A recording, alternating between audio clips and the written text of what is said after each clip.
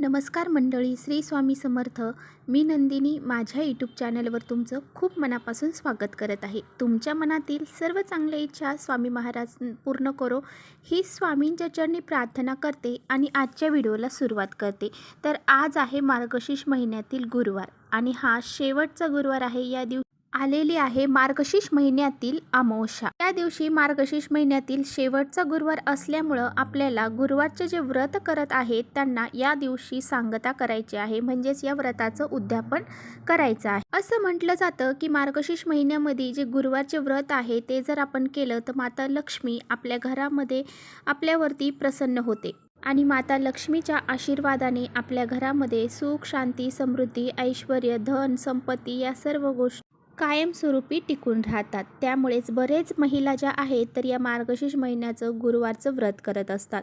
तर या गुरुवारच्या व्रतामध्ये आपल्याला भगवान श्री हरी विष्णूंची सुद्धा पूजा अर्चा करायची आहे. त्याचबरोबर आपल्याला माता लक्ष्मीची सुद्धा पूजा करायची आहे आणि काही उपाय आपल्या घरामध्ये आपल्याला करायचे आहेत.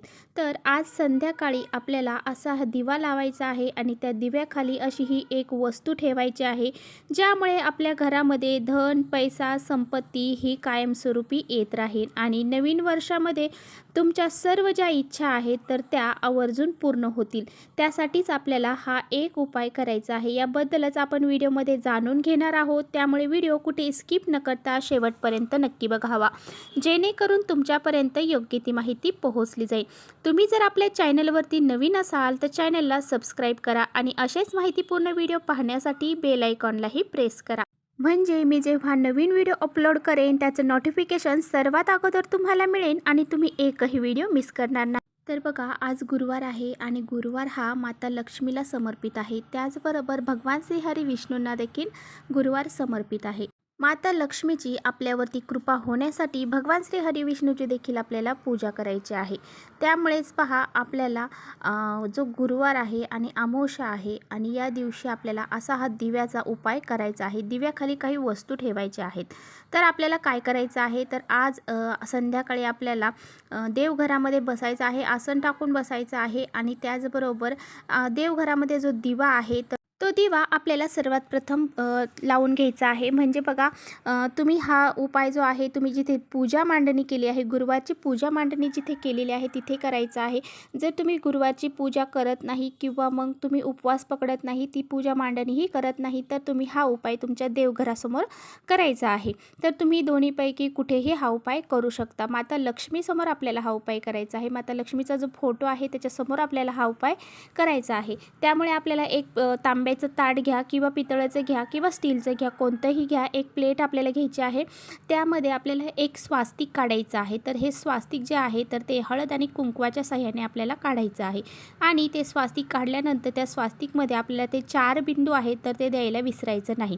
साईडनी ज्या 2 मर्यादा असतात, म्हणजे त्या स्वास्तिकच्या सीमारेषा असतात, तर त्या दोन्ही बी द्यायला विसरायचं नाही. त्याशिवाय ते स्वास्तिक अधुरं असतं.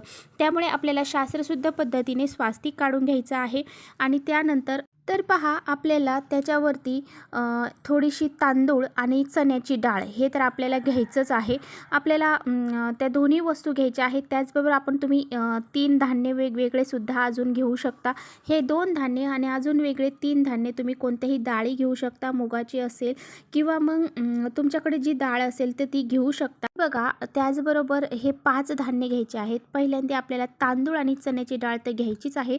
त्याचबरोबर तुमच्याकडे गहू किंवा अजून जे काही धान्य असेल, मूग असतील किंवा मग धने असतील, कोणतेही धान्य आपल्याला घ्यायचं आहे. 5 धान्य घ्यायचे आहेत. फक्त त्यामध्ये चना डाळ आणि हरभरा डाळ असायला हवी.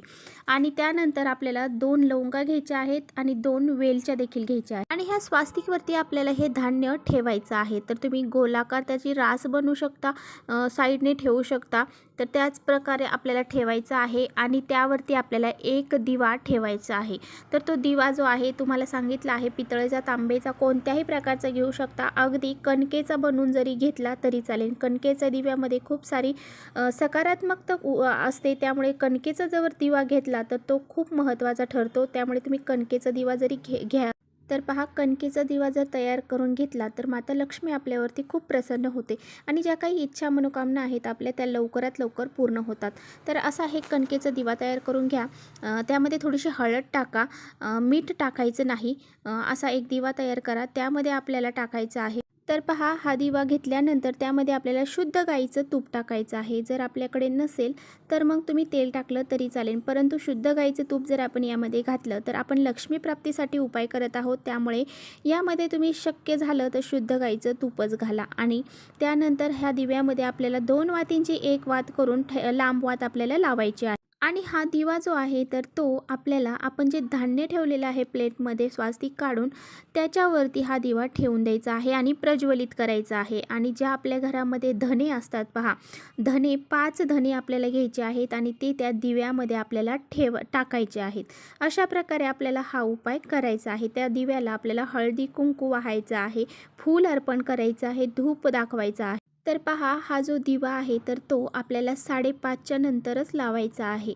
तुम्ही जेव्हा तुमचं उद्यापन करणार आहात त्याच वेळेस तुम्हाला देवघरामध्ये किंवा आपल्या पूजेसमोर असा हा दिवा प्रज्वलित करायचा आहे.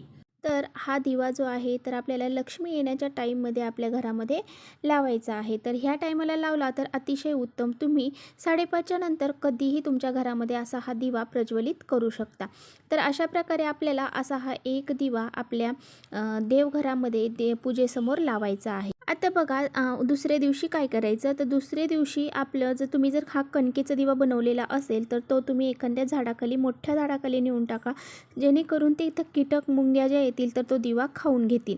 आणि जर तुम्ही आपल्या घरात जो पितळेचा तांब्याचा दिवा लावला असेल तर तो दिवा तुम्ही स्वच्छ करायचा आहे. त्यामधले जे धान्य आहे हे 5 धने जे आहेत तर ते एखाद्या आपल्या घरामध्ये कुंडी असेल तर त्या कुंडीमध्ये टाकायचे आहे, जेणेकरून ते उगवले जातील. आणि पहा, आपल्याकडे ज्या लवंग आणि वेलची आपण घेतलेल्या आहेत त्या आपल्या स्वतःच्या मसाल्याच्या मध्ये आपल्याला वापरून टाकायच्या आहेत. आणि जे धान्य आहेत तर ते 5 प्रकारचे, तर ते आपल्याला पक्ष्यांना बाहेर खाऊ घालायचे आहेत. आणि पक्षी जिथे तुमच्या टेरेसवर येत असतील, बाल्कनीत येत असतील, तिथे ठेवायचं आणि तिथे त्यांना खाऊ घालायचं आहे. तर हा उपाय जर तुम्ही केला तर तुमच्या घरामध्ये धन, पैसा, संपत्ती हे येऊ लागेल आणि तुमच्या घराची स्थिती हे सुधरेल आणि आर्थिक समस्या तुमच्या अजिबात राहणार नाही. तर असा हा एक उपाय आवर्जून. तर चला, इथेच करते व्हिडिओचा एंड. व्हिडिओ आवडला असेल तर नक्की लाईक करा. चॅनलवर नवीन असाल तर चॅनलला सबस्क्राईब करा. परत भेटूया अशा छानशा व्हिडिओसोबत. तोपर्यंत श्री स्वामी समर्थ.